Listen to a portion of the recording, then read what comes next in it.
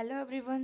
तो आज हम पढ़ेंगे स्टैंडर्ड 10th हिंदी का चैप्टर 2 बूढ़ी काकी। इसके राइटर है प्रेमचंद, जिनका जन्म सन 1880 में हुआ था और निधन सन 1936 में। हिंदी के उपन्यास सम्राट प्रेमचंद का जन्म उत्तर प्रदेश में वाराणसी के निकट लम्ही नामक गांव में हुआ था। उनका मूल नाम धनपत राय था। शिक्षा काल में ही उन्होंने अंग्रेजी के साथ उर्दू का भी अध्ययन किया था। प्रारंभ में वे कुछ वर्षों तक स्कूल में रहे। बाद में शिक्षा विभाग के साथ सब डिप्टी इंस्पेक्टर रहे। स्वाधीनता आंदोलन में भाग लेने के कारण उन्होंने नौकरी छोड़ दी और वे स्वतंत्र लेखन की ओर मुड़े। वे हिंदी ही नहीं बल्कि समग्र भारतीय साहित्य के महान व्यक्तित्व है। अपनी आवाज़ जनता तक पहुंचाने के लिए उन्होंने उपन्यास, कहानियों और नाटक लिखे। उन्होंने अन्य भाषाओं में अनुवाद किया, निबंध लिखे तथा बालोपयोगी साहित्य की रचना भी की। गबन, वरदान, प्रतिज्ञा, सेवा सदन, प्रेमाश्रम, रंगभूमि, कर्मभूमि, निर्मला, कायाकल्प, करबला, गोदान, मंगलसूत्र उनके उपन्यास है। मानसरोवर 8 भागों में उनकी लगभग 300 कहानियाँ संग्रहित है। प्रेम की वेदी, करबला और संग्राम उनके नाटक है। कुछ विचार, कलम और तलवार और त्याग आदि उनके निबंध संकलन है। बुढ़ापा बहुधा बचपन का पुनरागमन हुआ करता है। बूढ़ी काकी में जीभ के स्वाद के सिवा न और कोई चेष्टा शेष थी और न अपनी कष्टों की ओर आकर्षित करने का रोने के अतिरिक्त कोई दूसरा सहारा था। अब बुढ़ापा, तो ये चैप्टर एक बुढ़ापा के ऊपर मैं इसका शॉर्ट एक रिव्यू दे देती हूँ कि ये चैप्टर में एक बूढ़ी काकी होती है जिनका भतीजा उन्हें संभालता होता है, उनका ध्यान रखता होता है। बाद में उनकी सारी प्रॉपर्टीज़ थी जो बूढ़ी काकी की, उन्होंने उनके भतीजे के नाम कर दी थी। और उनके जो हस्बैंड थे बूढ़ी काकी के, वो कई सालों से गुजर गए थे, उनके बेटे भी गुजर गए थे। तो जो सारी प्रॉपर्टीज़ थी वो जब उन्होंने अपने भतीजे के नाम कर दी, उसके बाद उसका भतीजा और उसकी वाइफ उनका ध्यान नहीं रखते थे। बच्चे थे वो भी माता पिता के बूढ़ी काकी के साथ का व्यवहार देखकर भी वो ठीक से व्यवहार नहीं करते थे। उसके भतीजे की एक बेटी थी, वो ही दयावान थी, वो बूढ़ी काकी को प्यार करती थी। देखो, बूढ़ी काकी में जीभ के स्वाद यानी कि उसके जीभ के सिवा कोई भी उसका बॉडी पार्ट काम नहीं कर रहा था, क्योंकि उनकी उम्र हो गई थी। इसलिए उसका हाथ पैर जवाब दे चुके थे, यानी कि वो काम नहीं कर रहे थे। सिर्फ जीभ नाम की इंद्रिय वो ही सिर्फ काम कर रही थी, बाकी सारी इंद्रिया यानी बॉडी पार्ट्स काम नहीं कर रहे थे उनके। जमीन पर पड़ी रहती और घरवाले कोई बात उनकी इच्छा के प्रतिकूल करते, भोजन का समय टल जाता या उसकी मात्रा कम होती अथवा बाजार से कोई वस्तु आती और न मिलती तो वे रोने लगती थी। देखो, जमीन पर पड़ी रहती थी, अब बूढ़ी काकी थी वो जमीन पर बैठी रहती थी। घर वाले कोई उनकी बात नहीं सुनता था और उनकी जो भी इच्छा होती थी उनका हमेशा उल्टा ही करते थे। उनको खाना टाइम पर नहीं मिलता था, या तो फिर मिलता ही नहीं था, या तो फिर जब मिलता था तब वो जितना खाना खाती थी उससे कम क्वांटिटी देते थे और बाज़ार से कोई चीज़ लाते तो उनको न देते। तो तब वो दुखी हो जाती और रो लेती, क्योंकि कोई वो किसी से ये सब बात करे ऐसा कोई उनके पास था नहीं, तो रोने के सिवा उनके पास कोई भी ऑप्शन नहीं था। उनका रोना सिसकना साधारण रोना न था, वे गला फाड़ फाड़ कर रोती थी। अब वो रोती थी तो शांति मिट्टी से सिसक सिसक कर नहीं रोती थी, वो फाड़ फाड़ कर, यानी कि बहुत जोर जोर से रोती थी।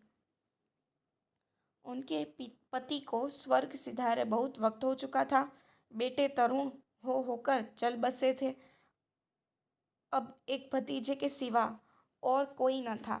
उसी भतीजे के नाम उन्होंने अपनी सारी संपत्ति लिख दी। बुद्धिराम ने सारी संपत्ति लिखाते समय खूब लंबे चौड़े वादे किए, किंतु वे सब वादे केवल कुली डिपो के दलालों के दिखाए हुए सब्ज बाग थे। अब बूढ़ी काकी थी, उनके पति को मृत्यु उनकी डेथ हुई हुई थी। उसके बहुत सारे साल हो गए थे, बहुत साल बीत चुके थे। उनका जो बेटा था वो भी चल बसा था। अब उसका एक भतीजा ही था और उसके सिवा कोई ना था। उन्होंने उनकी सारी संपत्ति जो भी थी वो भतीजे के नाम कर दी। भतीजे का नाम बुद्धिराम था। बुद्धिराम ने संपत्ति लिखाते समय बहुत सारे वादे किए थे कि मैं आपका ध्यान रखूँगा, वैसे वैसा ही कुछ। पर कुली डिपो की तरह, मीन्स कि उसने वादे संपत्ति लिखाते समय थोड़ी देर के लिए उसके वादे चले। जब भी उसने संपत्ति लिखवा लिखवा ली उसके बाद बुद्धिराम उन पर ध्यान नहीं देता था। यद्यपि उस संपत्ति की वार्षिक आय कम न थी, तथापि बूढ़ी काकी को पेट भर भोजन भी कठिनाई से मिलता था। देखो, बुद्धिराम तो कमाता ही होगा, पर उसके बाद बूढ़ी काकी थी, उन्होंने उनकी संपत्ति बुद्धिराम के नाम लिख दी। तो उसके बाद बुद्धिराम की आय बढ़ गई थी, और उतनी कम नहीं थी कि वो बूढ़ी काकी को चैन से खाने को भी नहीं न दे। बूढ़ी काकी के लिए खाना भी कठिनाई भरा था। लड़कों का बुढ़ों से स्वाभाविक विदेश विद्वेष होता ही है, और फिर जब माता पिता का यह रंग देखते तो वे बूढ़ी काकी को और सताया करते। कोई चुटकी काट कर भागता, कोई उन पर पानी कुली कर देता। काकी चीख मार कर रोती, परंतु यह बात प्रसिद्ध थी कि वे केवल खाने के लिए रोती है, अतएव उनके संताप और आंतरनाद पर कोई ध्यान नहीं देता था। अब देखो, पहले से ही जो ओल्ड पर्सन होते हैं उनके उनके साथ जो यंगर पर्सन होते हैं वो इतने घुल मिलते नहीं हैं, और ऊपर से उनके पेरेंट्स जो ओल्ड पर्सन होते हैं उनके साथ ठीक से व्यवहार ना करते, तो उनके बच्चे भी थे वो भी बूढ़ी काकी के साथ ठीक से व्यवहार नहीं करते थे। वो उन्हें बहुत परेशान करते थे। काकी थी, वो चिल्ला चिल्ला कर मना करती, रोती, फिर भी यही बात थी कि जब वो रोती तो उन्हें वो खाने के लिए ही रोती थी, पर उनकी कोई फीलिंग्स नहीं समझता था। संपूर्ण परिवार में यदि काकी से किसी का अनुराग था तो वह बूढ़ी राम की छोटी लड़की लाडली थी। लाडली अपने दोनों भाइयों के डर से अपने हिस्से की मिठाई या चबेइना बूढ़ी काकी के पास बैठकर खाया करती थी। यही उसका रक्षागार था, और यद्यपि काकी की शरण उनकी लोलुपता के कारण महंगी पड़ती थी। अब संपूर्ण परिवार था, उसमें से किसी का भी काकी के साथ वो घुल मिलते नहीं थे। सिर्फ उसमें से एक ही इंसान था जो काकी के साथ घुल मिलता था, वो है बुद्धिराम की छोटी बेटी लाडली। अब लाडली उसके दो भाइयों उसके हिस्से की मिठाई ना चुरा ले, उसके डर से वो बुद्धि काकी के पास बैठकर खाया करती थी। इस स्वार्थानुकूलता ने उन दोनों में सहानुभूति का आरोपण कर दिया था। अब ये हर रोज होता था तो बूढ़ी काकी और लाडली दोनों एक दूसरे के साथ घुल मिल गए थे, और वो दोनों एक दूसरे की सहानुभूति समझते थे। रात का समय था। बुद्धिराम के द्वार पर शहनाई बज रही थी, और गांव के बच्चों का झुंड विस्मयपूर्ण नेत्रों से गाने का रसस्वाद कर रहा था। रात का समय था।